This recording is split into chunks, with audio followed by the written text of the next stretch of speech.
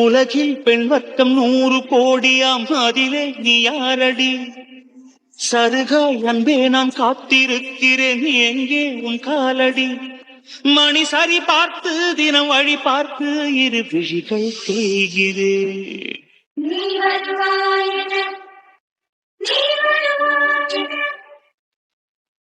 கடவுளே, ஏன் எனக்கு இப்படி ஒரு கனவு வரணும்? இவ்வளவு நாள் இல்லாம. ஐயோ, என் புருஷனுக்கு எதுவும் ஆயிருமா? ஆகக்கூடாது. நல்லா இருக்கணும், அவருக்கு ஒன்றும் ஆகக்கூடாது.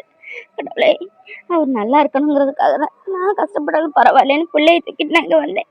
அவர் எங்கே இருந்தாலும் நல்லா இருக்கணும், அவருக்கு ஒன்றும் ஆகக்கூடாது, ஒன்றும் ஆகக்கூடாது. அவருக்கு ஆக்சிடென்ட் ஆன மாதிரி எனக்கு கனவு வந்துச்சு. அவருக்கு ஒன்றுமே ஆகக்கூடாது, அவர் நல்லா இருக்கணும். கடவுளே, கடவுளே, யாருக்கும் எந்த கெடுதலும் எப்பவும் நினைச்சதில்லை. ஆனா எனக்கு மட்டும் ஏன் இப்படி அமையணும்? எல்லா பொம்பளைகளும் கல்யாணம் ஆனா புருஷன் கூட சந்தோஷமா இருக்கணும், குழந்தை குட்டி பெற்றுக்கணும், அது நல்லபடியா படிக்க வைக்கணும், அப்படிதானே நினைப்பாங்க. நானும் அப்படி நினைச்சுதானே நிறைய ஆசையோடய கனவோடய கல்யாணம் பண்ணிக்கிட்டேன். கல்யாணம் ஆகி ஒரு வருஷத்துல எனக்கு மட்டும் ஏன்ப்பா இப்படி ஒரு சூழ்நிலையை கொடுத்த? குழந்தை பாவம், அது என்ன தப்பு பண்ணுச்சு? ஒரு பிள்ளையதான் ஏத்துப்பேன், ஒரு பிள்ளைய ஏத்துக்க மாட்டேன்னா என்ன இது? என்னால தாங்கவே முடியல. அவர் சொன்னதை இன்ன வரை என்னால ஜீர்ணிக்கவே முடியல. இப்பெல்லாம் கூட மனுஷங்க இருப்பாங்களான்னு நான் நினைச்சேன். அவர் நான் என்னவோ நினைச்சேன். ஆனா அவர் இப்படி நடந்துக்கிட்டது என் மனசுக்கு ரொம்ப ரொம்ப கஷ்டத்தை கொடுத்துட்டு. ஐயோ கடவுளே, எனக்கு தான் நிறைய வாழ்க்கையில போராட்டத்தை கொடுத்துட்டேன் இந்த சின்ன வயசுல. நாங்க சக்தியும் கொடுத்துருக்கேன். அதானே என்னன்னாலும் இவ்வளவு அடிக்கலாம்னு நினைச்சு ஒவ்வொன்றா பண்ற. பண்ணு எவ்வளவுதான் நீயும் பண்றேன், நானும் பாக்குறேன். ஆனா அவர் நல்லா இருக்கணும், அவர் குடும்பம் நல்லா இருக்கணும், என்னாலையும் என் பிள்ளைங்களாலையும் அவருக்கு எந்த கஷ்டமும் வரக்கூடாதுன்னு சொல்லி தானே என் பிள்ளையை தூக்கிட்டு நான் கஷ்டப்பட்டாலும் பரவாயில்லன்னு வந்தேன். மறுபடியும் அவருக்கு இப்படி ஒரு கஷ்டத்தை நீ கொடுக்கக்கூடாது. நான் ஆக்சிடென்ட் கனவு கண்டது வெறும் கனவாக தான் இருக்கணும். அவருக்கு எதுவும் ஆகக்கூடாதுப்பா, எதுவும் ஆகக்கூடாது. அவர் நல்லா இருக்கணும், அவர் நல்லா இருந்தாலே எனக்கு அது போதும். இந்த 2 குழந்தைங்களுக்கும் முகத்தை பார்த்தா அவர் இப்படிலாம் பேசியிருப்பாரா? நான் தப்பு பண்ணிட்டேன் தான், இல்லைன்னு சொல்லலை. நான் 2 குழந்தைய வயிற்றுல இருக்குங்கிறத அவர்கிட்ட சொல்லாம மறைச்சது தப்பு தான். ஆனாலும் இது அவரு குழந்தை, 2 குழந்தை இல்லை 5 குழந்தையா இருந்தாலும் அவர் ஏற்றுக்கணும் தான். அம்மா அப்பா குடும்பம் அப்படி இப்படின்னு வச்சு பிள்ளைங்களை ஒதுக்கலாமா? பச்சை குழந்தைங்க என்ன பண்ணும்? கடவுளே, இதுக்கு என்ன முடிவு? இதுக்கு எப்போ முடிவு கிடைக்கலாம் எனக்கு தெரில. அவர் நல்லா இருக்கட்டும், நான் இங்கேயே இருந்துருவேன். இன்னும் எனக்கான சோதனையும் தண்டையும் மட்டும் கொடுக்காதப்பா.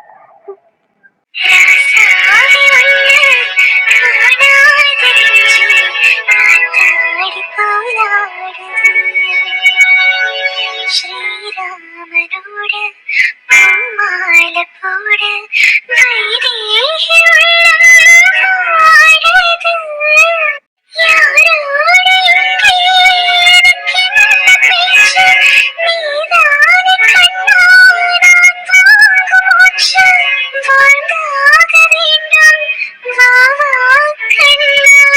பக்கத்துல வச்சு பார்த்துக்கிட்டே யோசிச்சுட்டே இருக்கானே தவிர குடிச்சுன்னு தொலைய மாத்துக்கான். இல்ல குடிக்கிறவனுக்கு குடிச்சுன்னு தொலைய மாத்துக்கான். எப்போ குடிக்கன்னு உட்காந்துருக்கோம். புதுசா குடிட்டு இருந்துக்கான் போல. முகத்துல இது வச்சிருக்குல, அதான் இவ்வளவு நேரமா பாட்டிலும் கைமா உட்காந்துருக்கான். எப்படினாலும் குடிக்க போறது இல்ல. அப்படி குடிச்சாலும் பாதிதான் குடிப்பான். குடிக்காதும்ல, எப்படி நமக்கு தான் வரும்.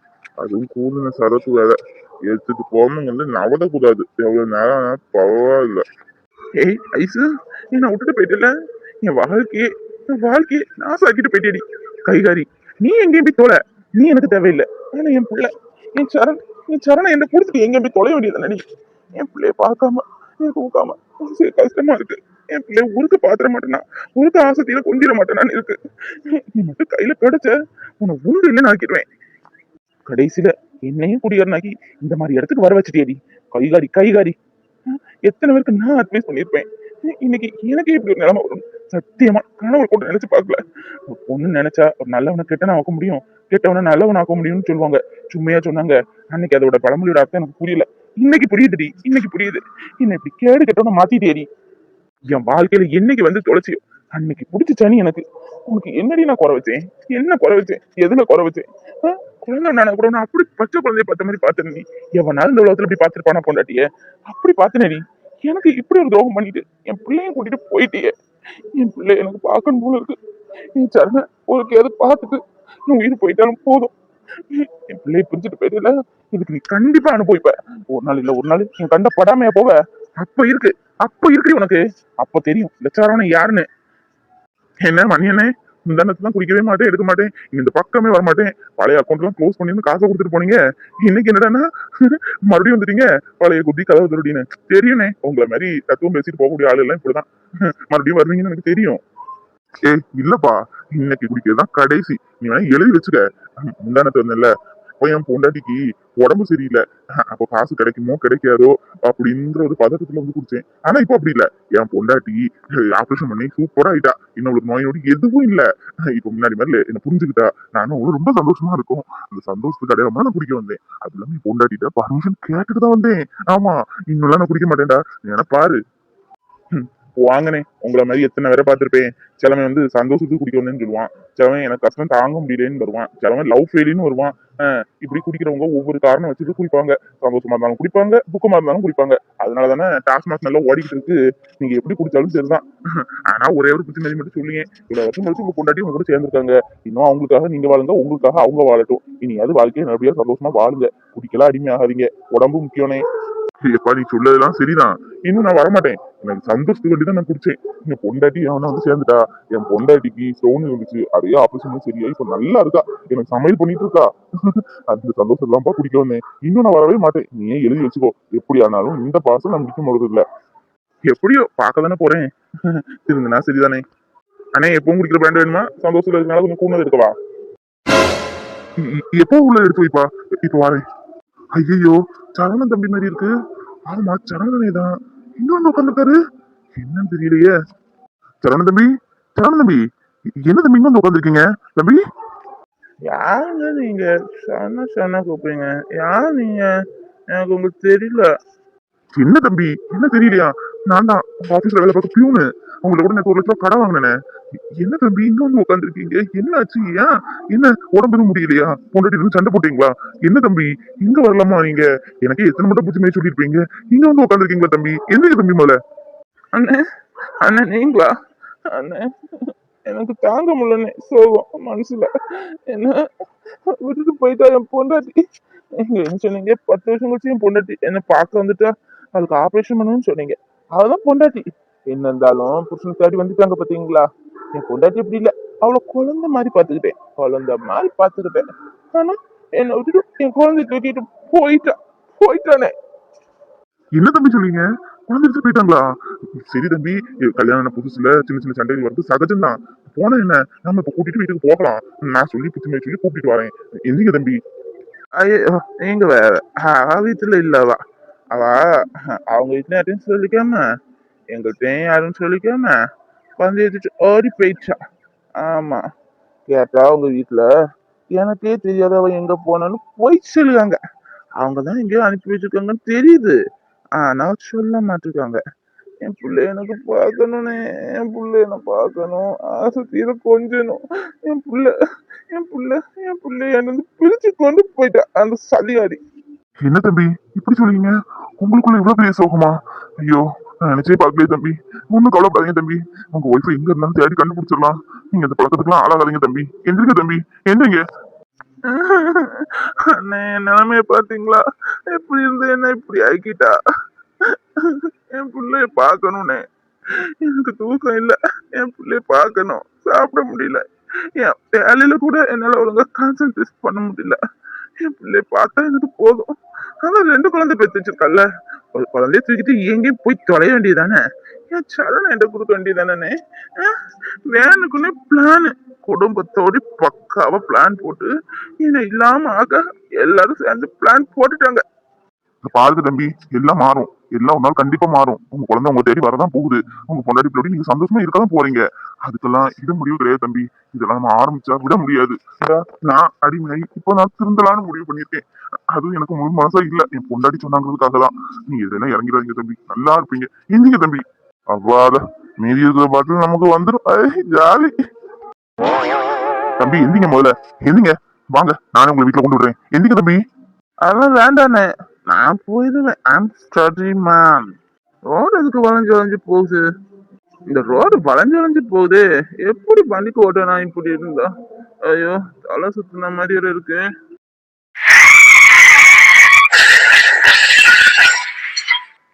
என்ன நடந்து ஹாஸ்பிட்டல் வந்து இருக்கோம்? எப்படி வந்தவங்க? ஒயின் ஷாப் போனோம். உள்ள குடிச்சிட்டு வந்தாலும் கீழே விழுந்துட்டோமோ அப்படின்னு தெரியலையே. ஐயோ, என்ன நடந்து யார் நடந்தே தெரியலையே. அங்க போனது மட்டும் தான் தெரியும். அதுக்கப்புறம் என்ன நடந்தனே தெரியலையே. கை கால் கழுத்துல வேற நல்லா அடிபட்டிருக்கு. எவ்வளவு விட சண்டைக்கு வந்துட்டானா? நாளைக்கு ஆபீஸ்ல வர முக்கியமான கான்ஃபரன்ஸ் இருக்கு. ஷோ, நம்ம தானே இன்சார்ஜ். இப்படி இருந்தா எப்படி போய் இது பண்றதுக்கு? தம்பி பரவாயில்லையா தம்பி, உடம்புக்கு டீ எதுவும் சூடா வாங்கிட்டு வரட்டுமா தம்பி? ஆனா நீங்களா? நீங்க எப்படி இங்க? நீங்க என்ன கொண்டு சேர்த்ததுங்க? என்னாச்சுன்னு எனக்கு ஒன்றும் புரியல. நான் ஒயின் ஷாப் போனேன். அதுக்கப்புறம் என்ன நடந்து கீழே எதுவும் விழுந்துட்டேனா இல்ல யாரு கூட சண்டை போட்டேன் நானே?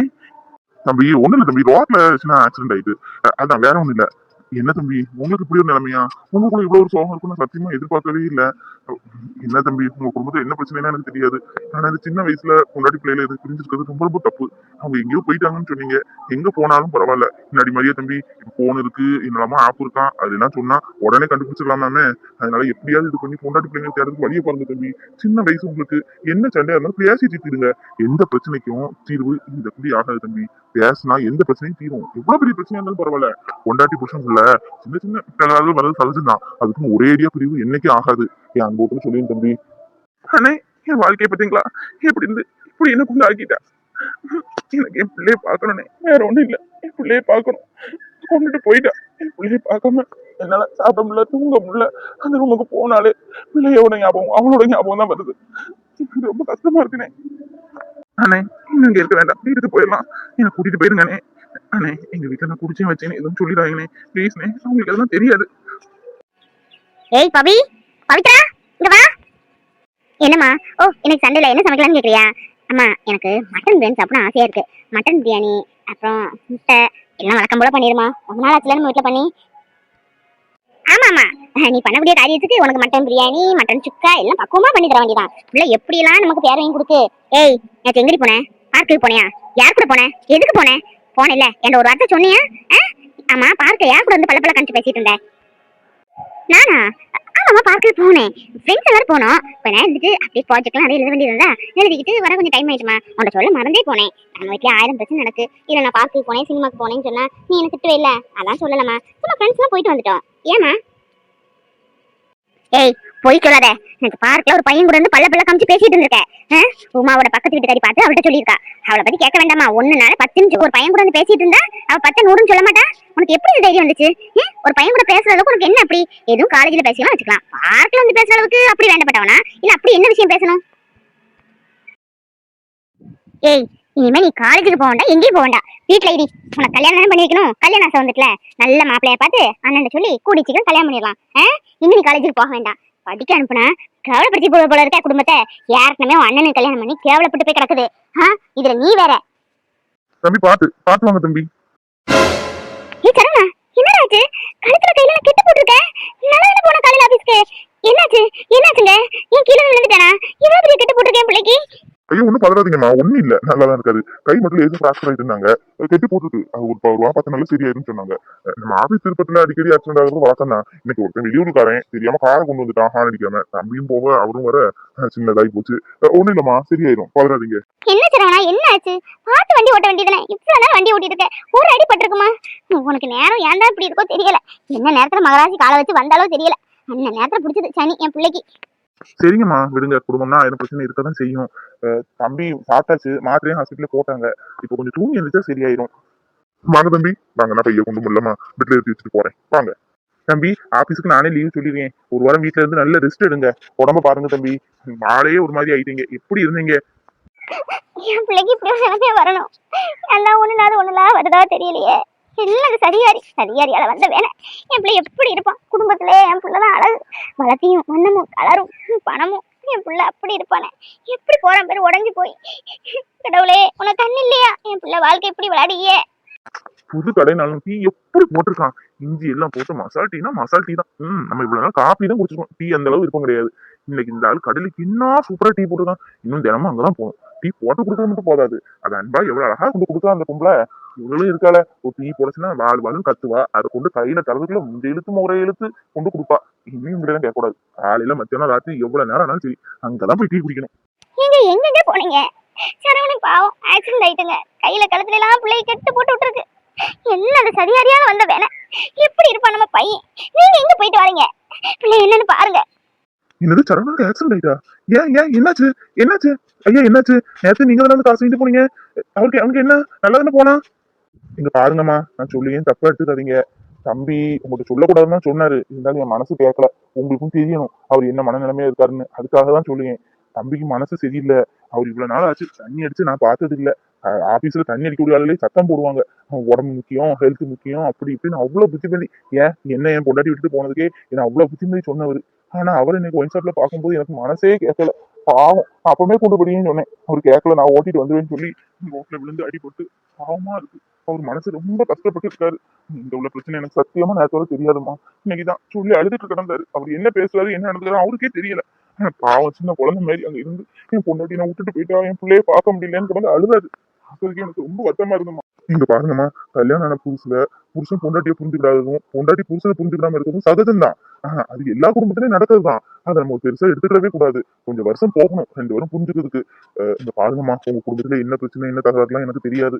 ஆனா தம்பி பாவம் மனசு உடைஞ்சிருக்காரு. இப்படியே விட்டீங்கன்னா அவர் என்ன நிலைமைக்கு போவாருன்னு எனக்கே சொல்ல முடியல. உங்க மருமக எங்க இருக்காங்களோ அவங்க கூப்பிட்டு வாங்கும் போத அவர் பிள்ளையும் பொண்டாட்டியும் பார்த்தாலே போதும், பழையபடிக்கு மாறிடுவாரு. மனசால ரொம்ப உடஞ்சிருக்காருமா. நீங்க தான் அவரை பாத்துக்கிடணும் நல்லபடியா. சீக்கிரம் பொண்டாட்டியும் புருஷனையும் சேர்த்து கூடிய வழியை பாருங்கம்மா. ஏமா, எனக்கு வயசு 52 ஆகுது. எனக்கு என் பொண்டாட்டிக்கு ஒரு சின்ன தகராறு. அதுல அவங்க அம்மா வீட்டுக்கே போயிட்டா. நாங்க கிட்டத்தட்ட 12 வருஷம் பிரிஞ்சிருந்தோம்மா. என்கிட்ட பிரிஞ்சுட்டேன் ஏதோ கோபத்துல சீராப்புல சண்டை போட்டு என் பொண்டாட்டியை நான் அனுப்பிட்டேன். அவளா வரணும்னு எதிர்பார்த்தேன், வெற்றி விழாப்பு விடுமா. ஆனா அவ போன நாள்ல இருந்து சாப்பாட்டுக்கும் இதுக்கும் அவ்வளவு கஷ்டப்பட்டேன். என்னன்னு கேட்க ஆளு கிடையாது. காய்ச்சல் தலைவலி வந்தா கூட மாத்திரை வாங்கி கொடுக்க ஆள் கிடையாது, காஃபி போட்டு கொடுக்க ஆள் கிடையாது.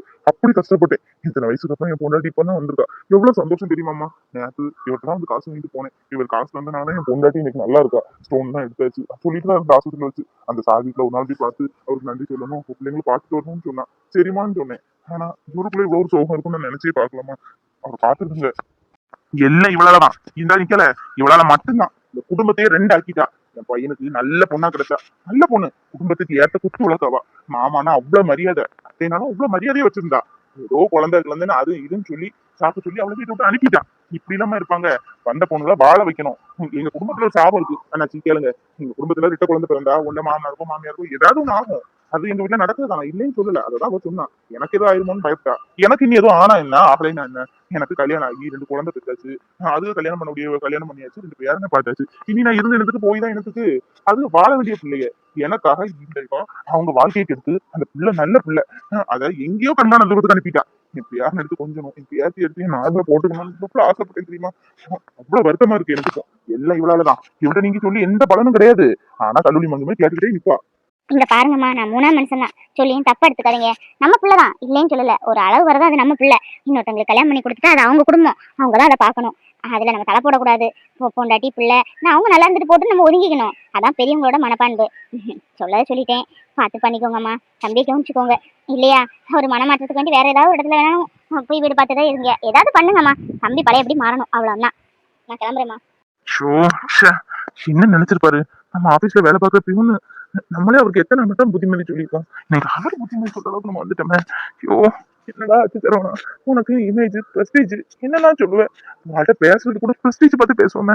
நம்ம இன்னைக்கு இவ்வளவு தூரம் சீப்பா இறங்கிட்டோமே. என்ன நினைக்கும் போது எனக்கே வெறுப்பா இருக்குது.